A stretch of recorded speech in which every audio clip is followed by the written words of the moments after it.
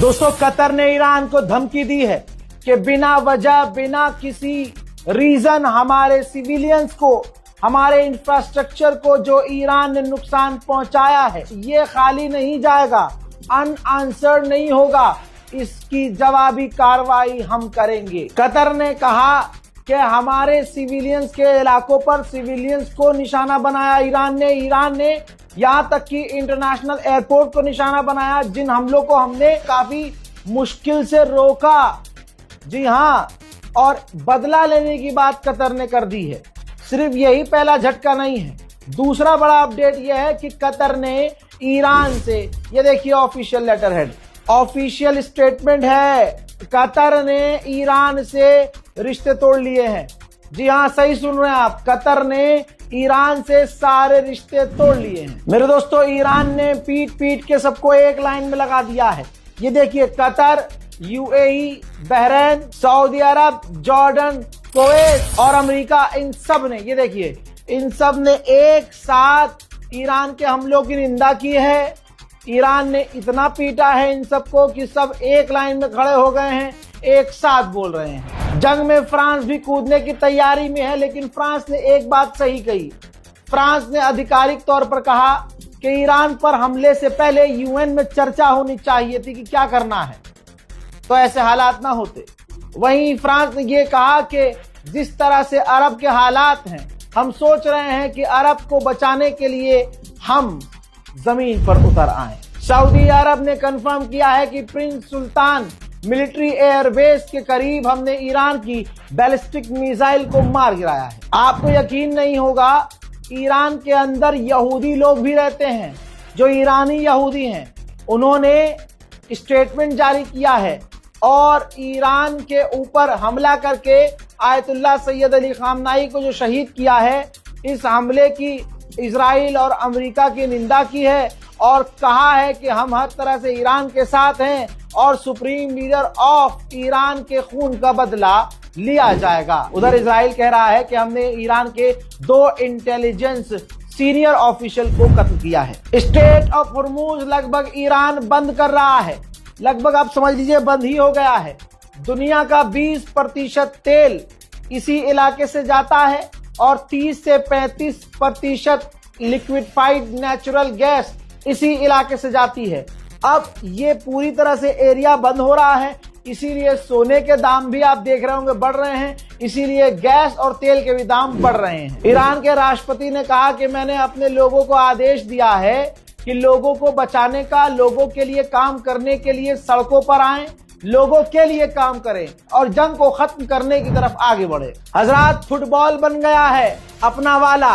दोस्तों, रशिया से तेल लेना ट्रम्प की धमकी से बंद कर दिया था हमने।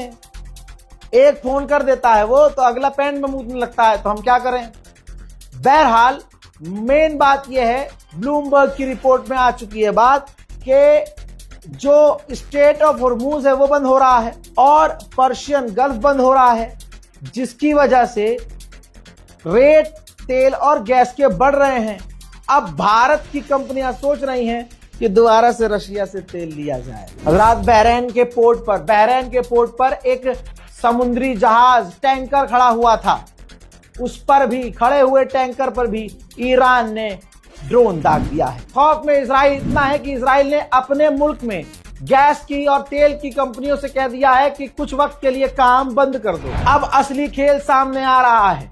यूएई ईरान की मिसाइलों को रोकने के लिए $2 बिलियन खर्च कर चुका है। हजारों की तादाद में ईरान की मिसाइलों को रोकने के लिए इंटरसेप्टर लॉन्च किए हैं। भाई, 2 दिन में $2 बिलियन खर्च कर दिए यूएई ने। क्या फायदा हुआ? यूएई को सोचना चाहिए कि अमेरिका की जिम्मेदारी थी हमें बचाना, अपना पैसा खर्च करके अपने आप को भी यूएई बचा नहीं पा रहा है। वहीं ईरान ने किया है कंफर्म कि हमारे न्यूक्लियर फैसिलिटी, नतंज के न्यूक्लियर फैसिलिटी पर इजराइल ने हमला कर दिया।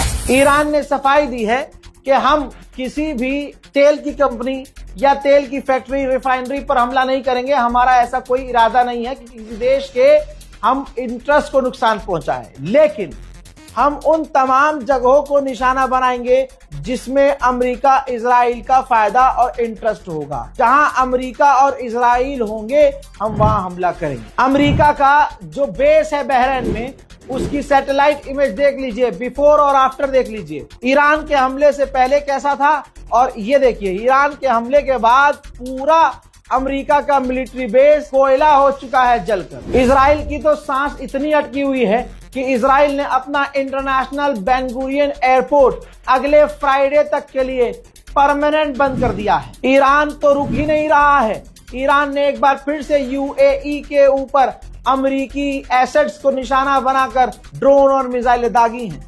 धुआं ही धुआं है इस वक्त अरब। तस्वीरें लगातार आ रही है, ये देखिए एयरलिफ्ट करके अमेरिका दुबई से अपने लोगों को निकाल रहा है। ईरानियन ऑफिशियल ने कहा है कि हमने नेतन्याहू के दफ्तर और उनके ठिकानों को निशाना बनाया है, और आगे उन्होंने ये भी कहा कि हमने यानी IRGC ने और इजराइल फोर्स के जो चीफ है उनको निशाना बनाया। ईरान ने लास्ट में ये भी कहा ऑक्यूपाइड फिलिस्तीन के इलाकों में, जहां जहां इजराइल ने फिलिस्तीन की जमीन पर कब्जा किया हुआ है और खुद वहां रह रहे हैं, वहां सायरन नहीं रुकेंगे, वहां सायरन अलार्म बजते रहेंगे, यानी ईरान हमला करता रहेगा। उधर ब्रिटानिया ने कांड कर दिया है। ब्रिटेन ने अमेरिका को अपने एयरबेस का इस्तेमाल करने के लिए परमिशन दे दी है कि आप हमारे बेस का इस्तेमाल करके ईरान की मिसाइल और ड्रोन को रोक सकते हैं। आजाद फिलहाल के इस अपडेट में इतना ही, और बच्चे की जान लोगे क्या? चैनल को सब्सक्राइब कीजिए, वीडियो को शेयर कीजिए और इंतजार कीजिए मेरे अगले अपडेट का। तब तक के लिए वस्सलाम।